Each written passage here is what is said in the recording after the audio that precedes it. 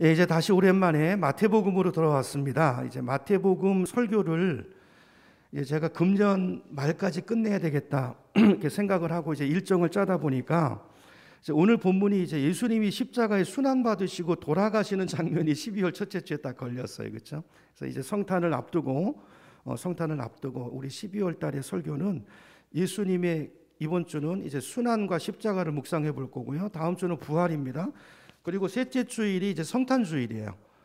그래서 예수님의 일대기 중요한 포인트들을 복음의 중요한 포인트들을 이제 12월 달에 쭉 짚고 넘어갈 텐데요. 이것도 나름 의미가 있는 것 같아요. 그렇죠? 왜냐하면 예수님의 탄생과 또 예수님의 모든 사역, 예수님의 모든 삶은요, 십자가가 중심입니다. 예수님께서 이 땅에 오신 인간의 몸을 입고 오신 성탄의 의미가 뭐죠? 우리의 죄를 구속하기 위해서, 내 죄를 대신해서 죽으시고 우리를 구원하기 위해서, 우리에게 새 생명을, 부활의 소망을 주시기 위해서 이 땅에 오신 줄로 믿습니다. 그래서 금년도는 12월 설교를 성탄절을 앞두고 예수님의 십자가와 순환과 또 부활에 대해서 묵상하면서 그 성탄을 기다리는 그런 이제 두 주간이 되었으면 좋겠습니다. 이제 오늘 본문은 이제 마태복음 27장 27절부터인데요. 자, 어떤 내용이냐면 이제 예수님께서 사형 선고를 받으신 다음에 순환을 당하십니다. 채찍질을 당하시고 십자가에 못 박히시고 그 다음에 죽으시고 무덤에 묻히시는 그 장면까지 이제 66절까지가 이제 그 내용으로 이루어져 있어요. 그래서 오늘 본문이 굉장히 길기 때문에 이제 세 부분으로 제가 나누어서 세 대지로 이제 설교를 할 텐데요. 첫 번째 파트가 27절부터 44절까지입니다. 여러분 성경을 보시면 자, 이 부분에는, 이 파트에는 예수님께서 십자가에 달리시기까지 주님이 당하셨던 모든 순환의 내용들이 기록이 되어 있어요. 읽어보면요, 주님이 당하신 고통의 순환이 얼마나 큰 고통이었는가를 우리가 알게 됩니다. 그걸 좀 살펴볼 거고요. 자, 두 번째 파트는 그 다음에 45절부터 53절까지인데요. 자, 이 부분을 통해서는 십자가의 의미가 뭔가, 예수님의 죽으심의 의미가 뭔가, 이것이 우리에게 어떤 의미가 있는 것인가, 이 부분을 좀 생각해 볼 거고요. 자, 마지막 세 번째로 54절부터 이제 66절까지는 예수님의 십자가에 대한, 죽으심에 대한 사람들의 반응이 나옵니다. 서로 다른 인간들의 반응이 나오는데, 자, 그것들을 살펴보면서 나는 어디에 해당되는지 우리에게 주시는 또 교훈을 찾아보는 그런 시간을 가지려고 합니다. 자, 이렇게 이제 본문으로 들어가서 첫 번째, 자, 예수님이 당하신 순환은 어떤 것들이었는가라는 것을 좀 살펴볼 텐데요. 27절부터 보겠습니다. 27절. 총독의 병사들이 예수를 총독 관저로 끌고 가서 온 부대를 다 그의 앞에 불러 모았다. 그래서 여기 온 군대라고 나오는데요. 자, 온 부대라면 몇 명쯤 되는 인원일까요? 적어도 100명, 그 당시 군사 편제로 보면 100명 이상 정도는 좋게 되지 않을까 생각이 됩니다. 자위대 전체를 말하는 거니까 충분히 그 정도 인원은 되겠죠. 28절입니다. 그리고 예수의 옷을 벗기고 주홍색 걸침 옷을 걸치게 한 다음에 가시로 면류관을 엮어서 예수님 머리에 씌우죠. 그리고 오른손에 갈대를 들게 하고요, 예수님 앞에 무릎을 꿇고 조롱합니다. 유대인의 왕 만세, 그러면서 예수님을 희롱합니다. 30절. 또 그들은 예수님에게 침을 뱉어요. 그리고 갈대를 빼앗아서 머리를 치고요. 자, 이렇게 희롱한 다음에 주홍 옷을 다시 벗깁니다. 그리고 예수님의 옷을 도로 입히고 십자가에 못 박기 위해서 예수님을 끌고 나갔다. 자, 여기까지가 이제 31절입니다. 여러분 패션 오브 크라이스트라는 영화를 보셨나요? 그 영화를 보면요, 굉장히 잔혹하죠. 이 장면이 거의 그대로 사실적으로 이제 재현을 해 놓았는데요. 그 영화를 보면 예수님이 채찍에 맞으실 때 주변에 군인들이 빽빽하게 둘러싸고 있어요. 그죠? 한 100명 정도 되는 그 이상의 군인들이 위협적인 상황을 만들어 놓고 그 속에서 주님께서 엄청난 채찍질을 당하십니다. 그 채찍은 보통 채찍이 아니죠. 그냥 가죽 채찍이 아니고요. 거기에 이 뼈 고리가 달려 있어요. 갈고리가 있어가지고요, 한번 촥 치고 잡아당기면 살점이 뚝뚝 뜯겨져 나가는 그런 채찍이에요. 자, 그래서 예수님의 이 살점이 다 뜯겨져 나가면서 이 출혈이 심하게 일어나는 것을 우리가 영화를 통해서 보게 되죠. 자, 그런 상태에서 완전히 이제 몸을 가눌 수 없는 그 고통 때문에 완전히 탈진된 상태에서 군인들이 막 밀치고 가시관을 씌우고 침을 뱉고 조롱하고 이런 장면들이 이제 이어져서 나오는 것입니다. 여러분 생각해 보시면 이때 예수님께서 느끼셨을, 주님이 누구세요? 하나님의 아들이시잖아요. 인간들에게, 당신이 만드신 피조물들에게 이런 조롱과 수치를 받으시는 그 주님의 수치와 공포가 얼마나 컸을까요? 여러분 한번 상상해 보시기 바랍니다. 그 고통을 받으시는, 그 조롱을 받으시는 거. 32절입니다. 32절을 보면 그들은 나가다가 시몬이라는 구레네 사람을 만나서 강제로 예수님의 십자가를 지고 가게 했다 그랬어요. 자, 예수님께서 말씀드린 것처럼 채찍에 맞으셔서 막 살점이 뜯겨져 나가고요. 많은 출혈로 인해서, 고통으로 인해서 완전히 탈진된 상태셨어요. 그래서 당신의 매달려야 될 그 십자가, 그 나무를 들고 갈 힘도 없을 정도였기 때문에 군사들이 어떻게 합니까? 옆에 있던 시몬이라는 사람을 불러서 대신 예수님이 십자가를 지고 가게 하시죠. 그 내용입니다. 33절. 자, 그래서 그들은 골고다, 곧 해골곳이라는 곳에 이르러서 포도주에 쓸개를 타서 예수님께 드려서 마시게 하였으나 예수님은 그것을 보시고는 마시려고 하지 않으셨다 그랬어요. 자, 여기 포도주에 이제 쓸개를 타서 마시게 했다는 내용이 나오는데요. 자, 이걸 가리켜서 어떤 주석가들은 이렇게 말합니다. 이 쓸개가 마취제의 역할을 한다는 거예요. 주님께서 십자가형을 당하시면 이제 대못을 박히시고 엄청난 고통을 받게 되는데, 그 고통을 경감시켜 주기 위해서 쓸개에 탄 포도주즙을, 그 마취제 역할을 하게 하는 것을 이제 줬을 것이다, 이렇게 말하는 분들이 있는데요. 제가 볼 때 그건 아닌 것 같아요. 왜냐하면요, 그 당시 로마 군인들이 십자가형을 당하는 흉악범들한테 마취제를 줄 정도로, 그 정도로 자비로운 사람들이 아닙니다. 로마 군인들은요, 정말 잔인한 사람들이에요. 그렇기 때문에 이거는 그런 자비의 의미라기보다는 조롱에 가까운 행동이에요. 여러분 생각해 보세요. 지금 계속 출혈과 그 고통으로 인해서 목이 바싹바싹 마르고 목이 타들어가는 상황인데, 거기다가 쓸개를 탄 것을 먹이면 어떻게 되겠습니까? 목이 더 타겠죠. 더 견딜 수 없는 상황이 올 거예요. 조롱이죠. 조롱에 가까운 거예요. 더 고통을 주고 이런 수치를 하나님의 아들이 당하셨어요. 그 얘기를 하는 것입니다. 35절. 자, 그들은 예수를 십자가에 못 박고 나서 이제 제비를 뽑습니다. 그의 옷을 나누어 가져요. 36절. 그리고 거기에 앉아서 그를 지키고 있었다. 37절. 그리고 그의 머리 위에는 이 사람은 유대인의 왕 예수다, 이렇게 쓴 죄패를 붙였다는 것입니다. 자, 예수님이 당하신 십자가의 고통이 어떤 고통이었는가 하는 것들은 우리 이제 부활절 전에 이제 한 주간을 순환주간, 고난주간으로 지키잖아요. 그때 뭐 여러 번 말씀을 드렸을 테니까 여러분 많은 내용을 알고 계실 거예요. 당시 십자가형은 못을 박을 때 여러분 아시는 것처럼 손바닥에다가 못을 박는 게 아니죠. 어디다가 박습니까? 이 손목, 이 뼈 사이에다가 박아요. 왜냐하면 손바닥에다가 못을 박으면요, 이렇게 세웠을 때 이 체중을 이게 감당하지 못합니다. 찢겨져 나가기 때문에 그걸 감당할 수 있도록 이 손목 뼈 사이에다가 박았어요. 근데 여러분 손목 이 가운데를 한번 엄지로 눌러보세요. 굉장히 아픕니다. 이게 왜 그러냐 하면요, 모든 중추신경이 이 부분을 지나가기 때문이라는 거예요. 의사분들의 얘기에 의하면. 근데 거기다가 두꺼운 대목을 받은 거예요. 우리가 생각하는 그런 못이 아닙니다. 여기 나무에 박는 그런 못이 아니고, 여러분 철도 공사할 때 박는 그 큰 못 여러분 보셨나요? 그런 두꺼운 쇠예요, 쇠. 철도 공사할 때 쓰는 그걸 생각하시면 돼요. 그걸 이 손목에다가 그 두꺼운 것을 박았다는 것입니다. 어떻게 될까요? 으스러져 나가면서 여기를 지나가는 모든 신경들이 찢겨져 나갑니다. 이게 너무 고통스러워가지고요, 많은 그 죄수들이 못이 박히는 그 순간에 정신을 잃어버린다는 거예요.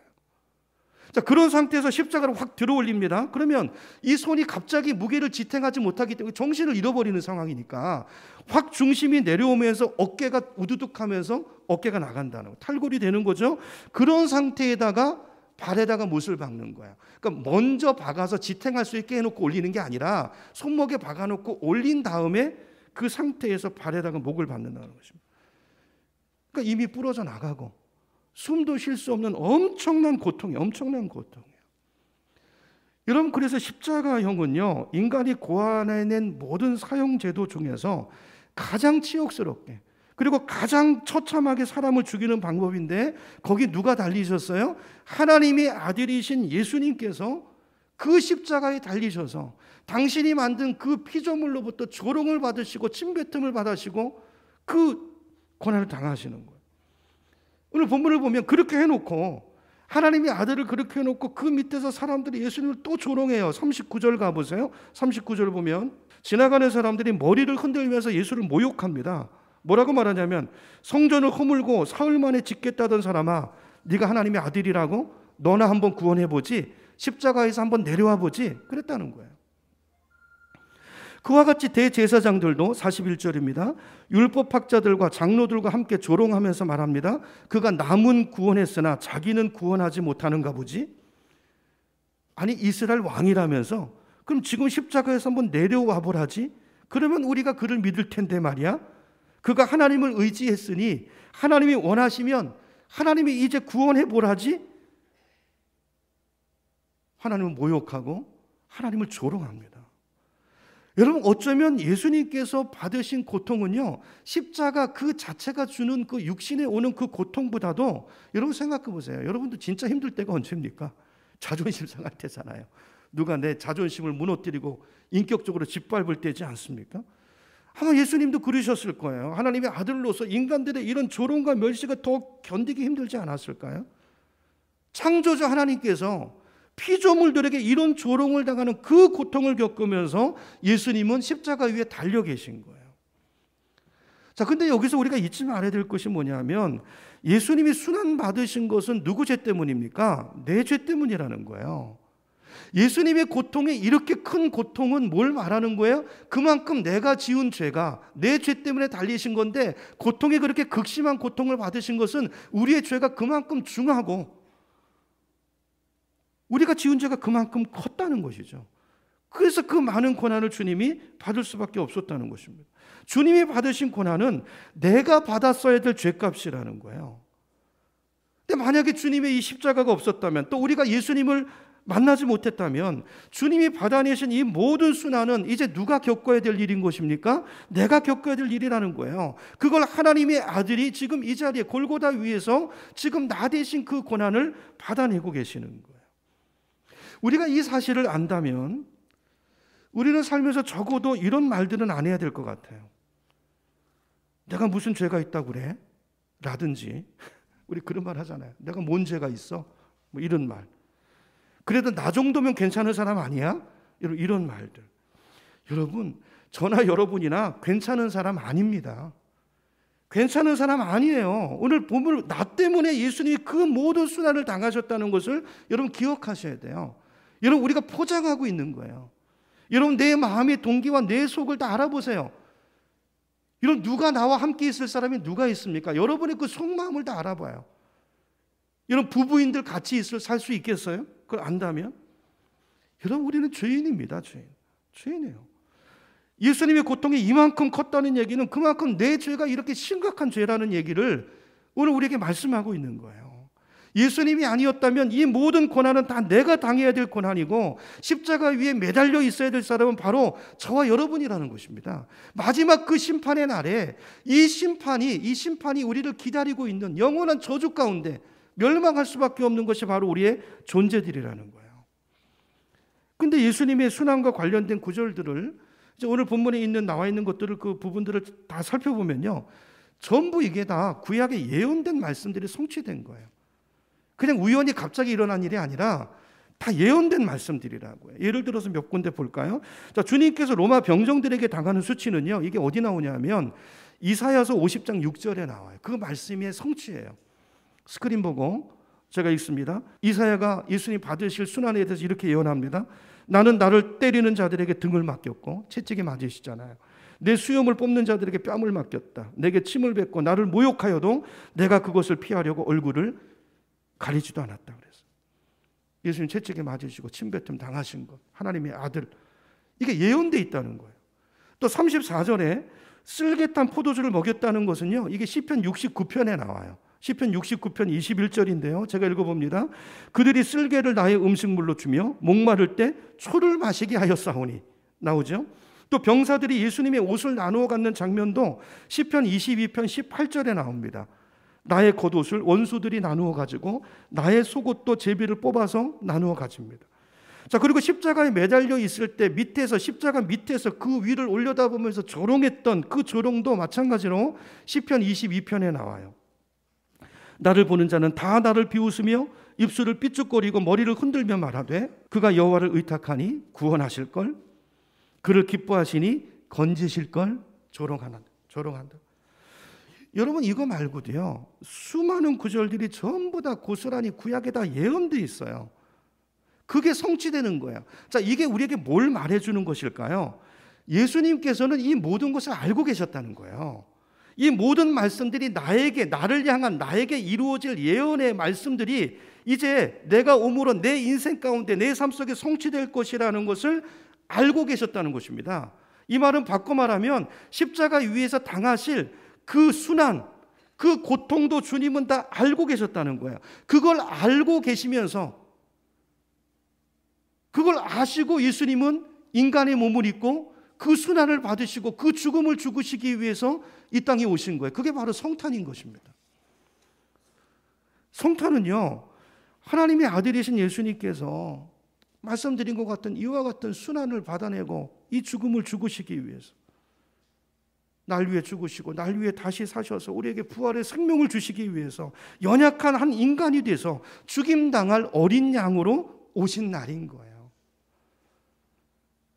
여러분, 그러면 여러분, 성탄절만 되면 사람들이 먹고 마시고 즐거워하는데 우리가 이 의미를 안다면 이 날이 하나님께 기쁜 날이기만 할까요? 예수님께서 정말 기쁘셨을까요? 오시면서? 아닐 수 있겠죠. 그런 생각이 들죠. 자, 그럼에도 불구하고 하나님은요, 예수님은 이 날을 기뻐하세요. 왜요? 우리를 사랑하시기 때문에. 우리를 건져낼 수 있다면, 여러분 부모에게도 그 마음이 있으시죠. 자식을 위해서 뭐든지 할 수 있잖아요.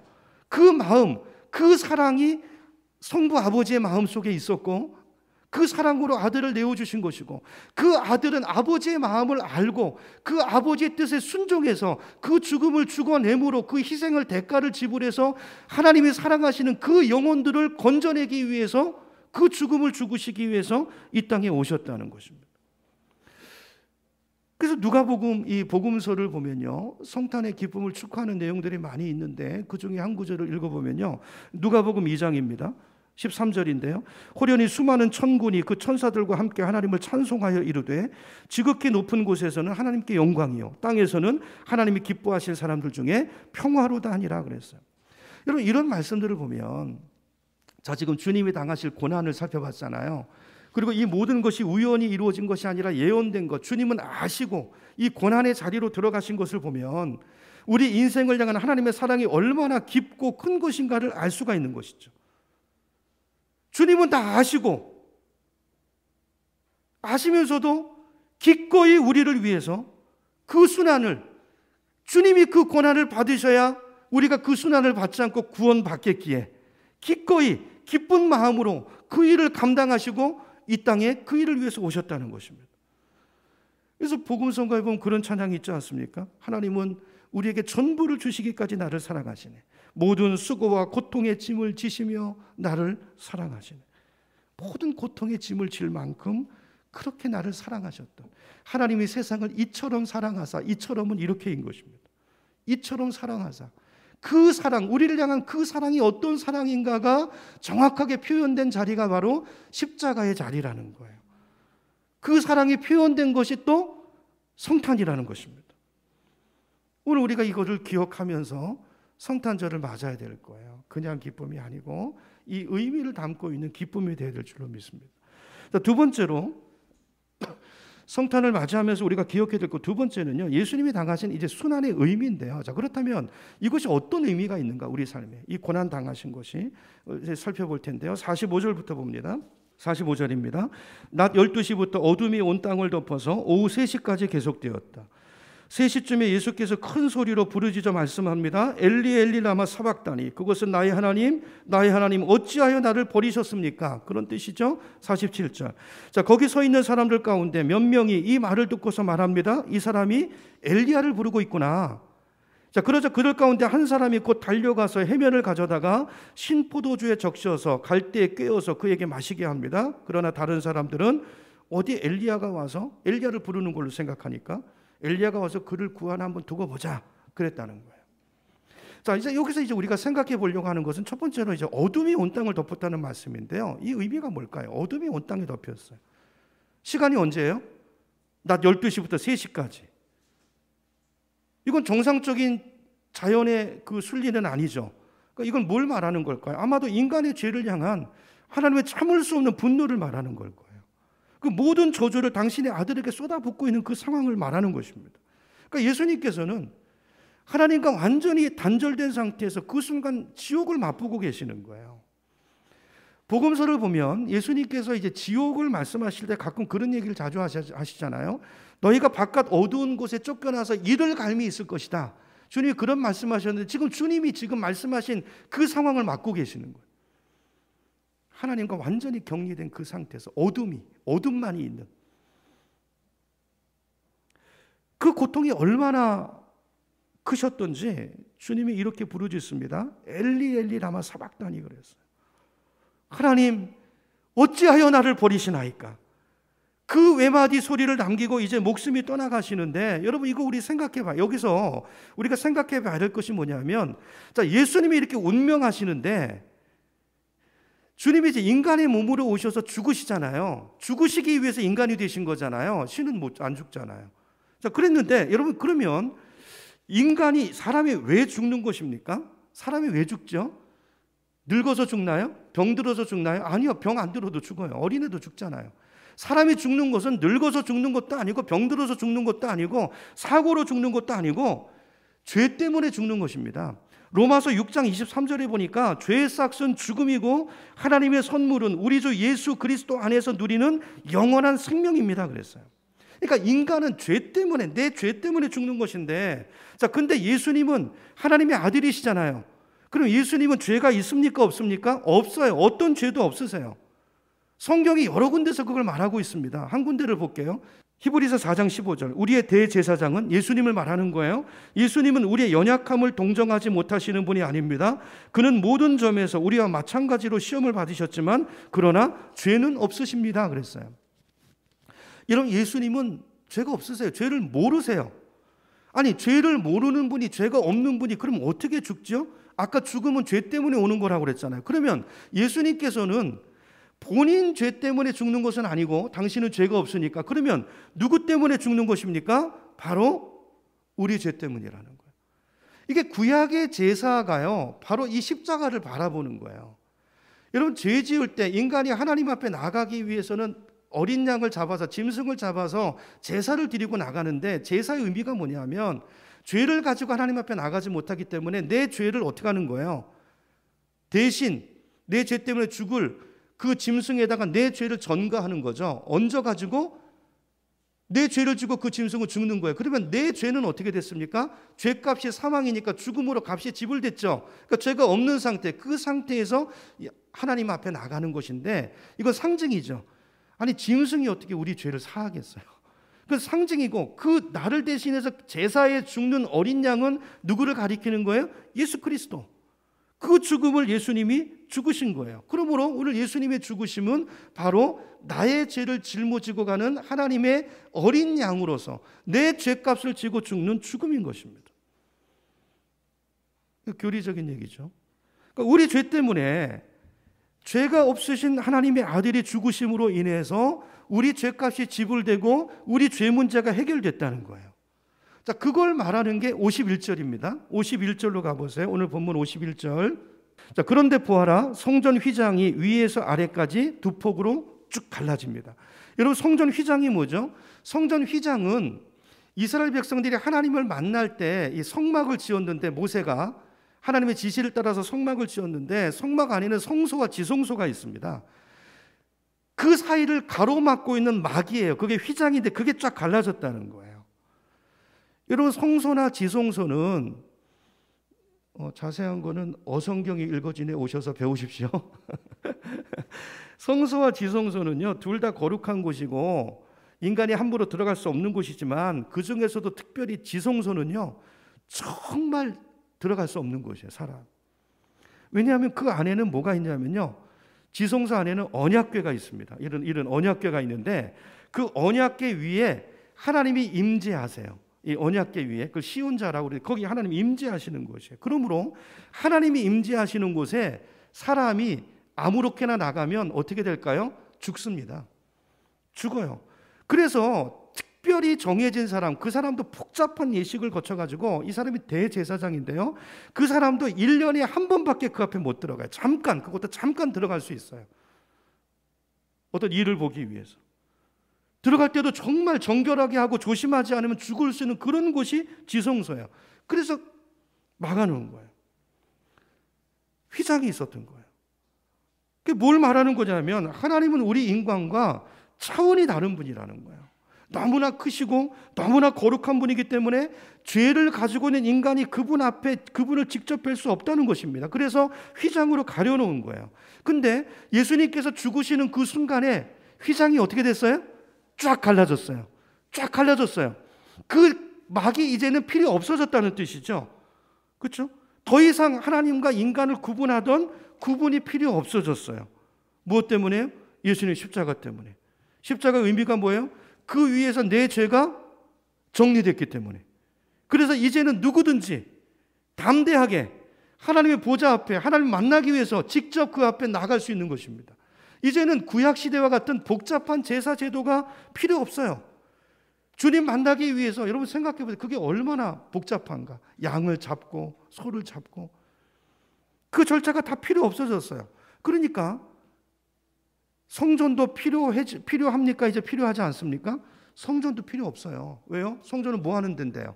제사하는 곳이잖아요. 성전이 필요 없습니다. 지금의 성전은 그런 성전이 아니에요. 이건 성전이 아니고 건물입니다. 예배당이라고 그러지 성전이라고 하지 않아요. 그 성전은 사실은 잘못된 표현이에요. 옛날 성전 그랬죠. 성전 아니에요. 성전은 우리가 성전이에요. 이제는 내 몸이 성전이에요. 내 몸을 성전 삼고 하나님이 내 안에 오셨어요.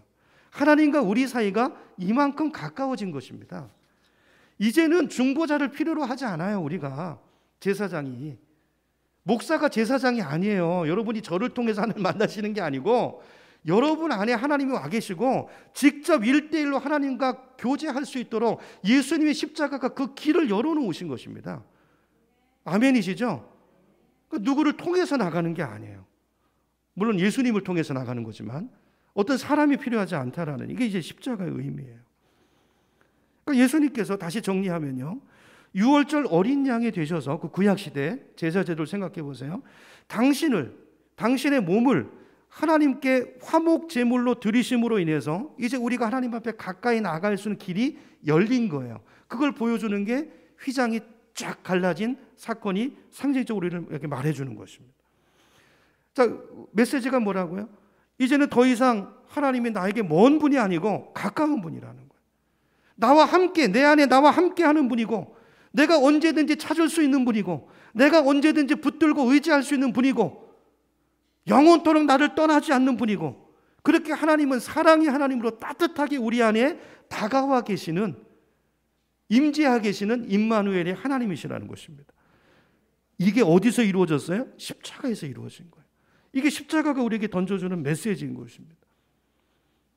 세 번째 의미는 이제 51절로 다시 봅니다. 51절 다시 가보시면 자, 그런데 보아라 성전 휘장이 위에서 아래까지 두 폭으로 찢어졌죠. 그리고 그 다음에 땅이 흔들립니다. 바위가 갈라지고 무덤이 열리고 잠자던 많은 성도들의 몸이 막 일어나요. 막 이런 일이 일어났어요. 그리고 그들은 예수께서 부활하신 뒤에 무덤에서 나와 거룩한 도성에 들어가서 많은 사람에게 나타났다 그랬어요.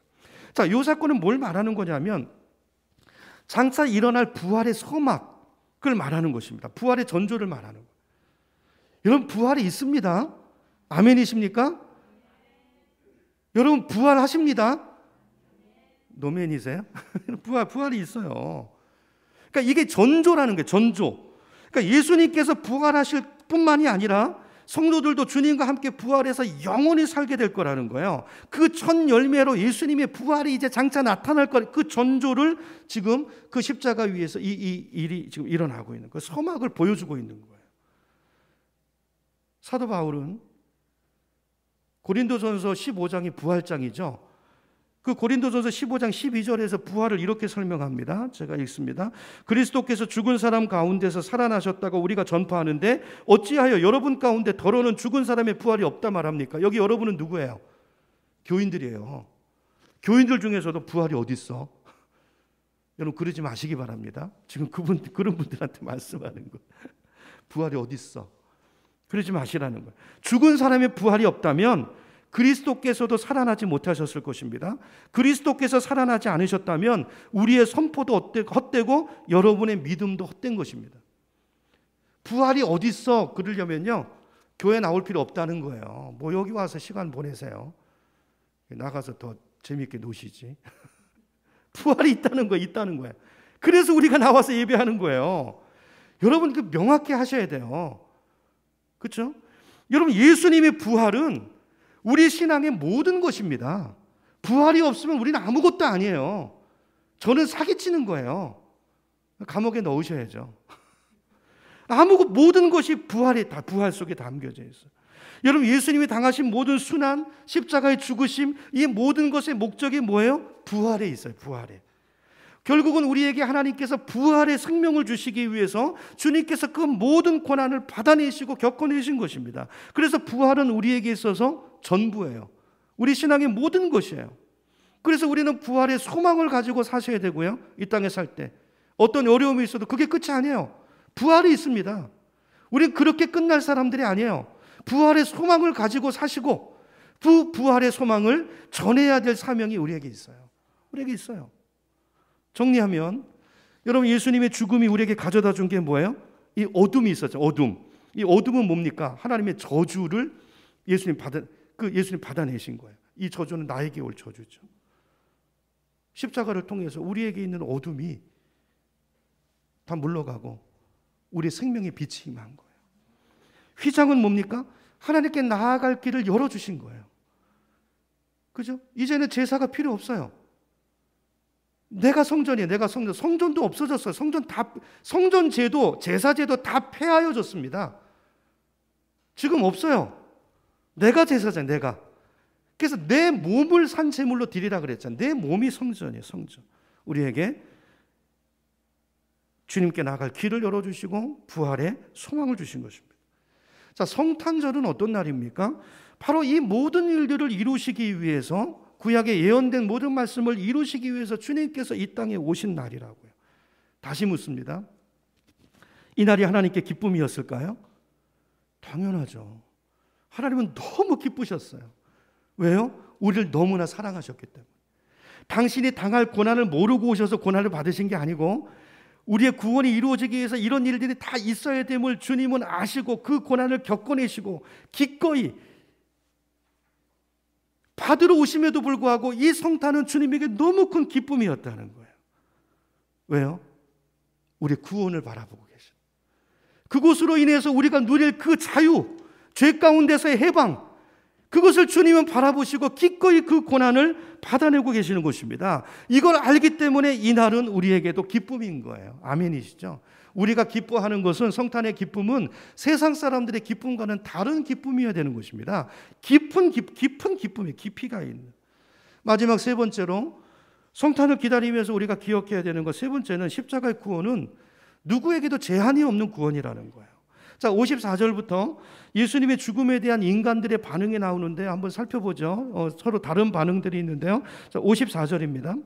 백부장과 그와 함께 예수를 지키는 사람들이 지진과 여러 가지 일어난 일들을 보고 몹시 두려워하여 말하기를 참으로 이분은 하나님의 아들이셨도다 하였다 그랬어요. 자, 여기 나오는 백부장과 몇몇 병사들은 원래는 어떤 사람들이죠? 이 사람들이 뭐 했어요? 예수님 핍박하던 사람들이었잖아요. 아까 봤죠? 예수님을 채찍질하던 사람들이었고, 예수님을 둘러싸고 위협하고 조롱하던 사람들이었고, 예수님을 십자가에 못 박았던 사람들이었고, 그리고 그 밑에서 조롱하면서 심포도 좀 먹어볼래? 이러고 더 큰 고통을 주고 조롱하던 사람, 그 사람들이 이 사람들이에요. 그랬던 사람들이 마지막에 변합니다. 깨달음이 와요. 아, 이분이 하나님의 아들이구나. 깨달음이 와요. 이 사람들은요, 한두 사람을 십자가에 못 박아봤던 사람들이 아니에요. 당시에 수많은 사람들이 십자가에 못 박아봤는데 그 누구도 예수처럼 죽으시는 분이 없었어요. 모든 고난을 받아내시고 십자가의 마지막 숨을 거두시는 그 모든 순간을 지켜본 병사들이 내린 결론이 뭐라고요? 이분은 정말로 하나님의 아들이었구나. 그거였어요. 주님은 처음부터 다르셨고, 무엇보다도 십자가의 마지막에 달리셔서 하나님, 저들은 저들이 하는 일을 알지 못합니다. 저들의 죄를 용서하여 주옵소서. 아마 이 소리를 들을 때 이게 여러분, 이 고통이, 그 고통 속에서 이 말이 나올 수 있습니까? 아마 병사들이 소름이 돋았을 거예요. 그리고 난 다음에 어둠이 임하고 막 징조가 오잖아요. 바위가 깨지고 무덤들이 터지고 이런 모습을 보면서 고백하고 있는 것입니다. 그리고 이 고백은 결국 복음이 이방으로 나아가는 길을 터놓는 계기가 돼요. 자, 두 번째 반응이 나오는데, 두 번째는 여자들의 반응입니다. 55절이에요. 52절을 보세요. 55절입니다. 자, 거기에는 많은 여자들이 멀찍이 지켜보고 있었는데 그들은 예수께 시중을 들면서 갈릴리에서부터 따라온 사람들. 그들 가운데는 막달라 출신 마리아도 있고 야고보와 요셉의 어머니 마리아도 있고 세베대 아들들의 어머니도 있었어요. 자, 이들 말고도 굉장히 더 많은 사람들이 있었을 텐데, 여러분 1세기 이 시대에, 이 당시에 여자들의 지위가 어떤가는 아시죠? 그렇죠? 여자들은 사람 셀 때 안 셌어요. 인권이 없었습니다. 그 당시에 여자가 어떤 위대한 스승의 제자가 된다는 것은 당시로서는 불가능한 일이었어요. 그러니까 예수님의 파격이었어요. 파격. 그 당시에 여자는 열등한 존재로 평가됐던 시대였고요.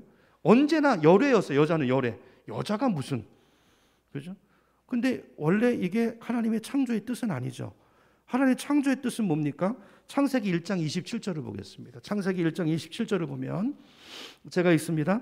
하나님이 당신의 형상대로 사람을 창조하십니다. 사람을 창조하셨는데 곧 누구로 창조하셨다고요? 남자와 여자로 창조하셨다는 거예요. 무슨 말이냐면 남자와 여자는 동등한 존재라는 것입니다. 이게 하나님의 창조 원리라는 것입니다. 동등한 존재예요. 그래서 갈비뼈를 내실 때도 어디서 내십니까? 이 가슴에서 내시잖아요. 그렇죠? 재료로 놓고 따지면 사실은 동등하지도 않고 여자가 재료가 더 좋아요. 남자는 티끌에서 먼지로 만들었지만 여자는 뭔 차이나요? 본 차이나. 뼈로 만들잖아요. 그렇죠? 하나님이 동등한 존재가 하나님의 뜻인데요. 인간의 죄성이 이런 차별을 만들어내는 거예요. 인간의 죄가 들어가면 온갖 차별이 만들어집니다. 남자와 여자, 배운 자와 못 배운 자, 가진 자와 없는 자. 이게 전부 죄로 인해서 빚어진 거였어요. 이 여자의 차별도 그렇게 있었는데, 자, 이 십자가, 이 순간부터 그것이 회복되기 시작합니다.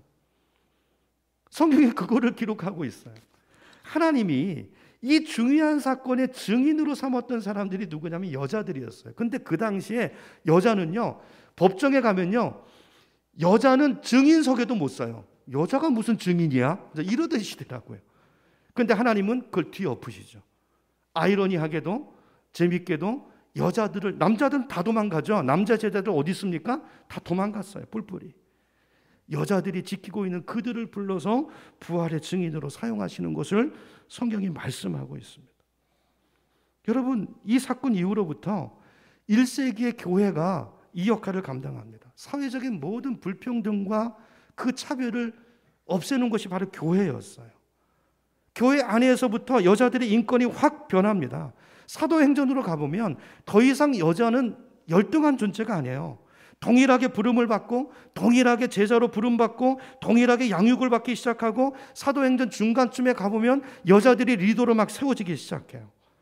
바로 죽음에 대한 여성들의 반응이, 예수님의 십자가에 대한 여성들의 반응이 이것을 가능하게 만들었다는 것을 오늘 성경이 우리에게 보여주고 있는 것입니다. 여러분, 저와 여러분의 십자가에 대한 반응이 무엇입니까? 여러분, 어떤 반응을 가지고 있습니까? 그러니까 예수님의 죽음에 대한 반응의 첫 번째 반응은, 이 백부장과 그 군사들의 반응이 이방인들로 복음에 나가는 길을 열었다고 그랬죠. 두 번째, 여인들의 반응이 뭐였습니까? 모든 철폐를 깨트리는, 차별을 깨트리는 그 길을 열어놨다고 그랬죠. 여성의 인권을 높이고 교회 안에 여성들을 세우는 길을 열어놓고 있는 것이라면, 자, 세 번째 반응은 뭔가? 57절입니다. 자, 57절부터 제가 읽어봅니다. 자, 날이 저물었을 때 아리마대 출신으로 요셉이라고 하는 한 부자가 왔다. 그도 역시 예수의 제자였다. 이 사람이 빌라도에게 가서 예수의 시신을 내어달라고 청하니 빌라도가 내어주라고 명령하였다.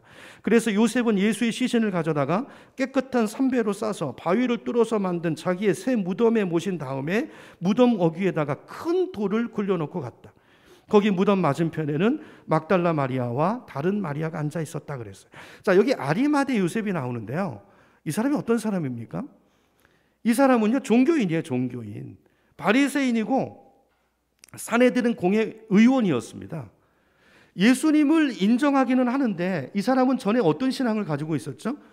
다른 사람이 시선을 두려워해가지고 눈치를 보느라고 자기를 드러내지 못했던 사람이에요. 몰래 예수를 믿었던 사람이에요. 어디 가서 나 예수 믿습니다 이 말을 못했던 사람이라고요. 근데 예수님의 죽음을 보면서 어떻게 하죠? 완전히 다른 사람이 됐어요.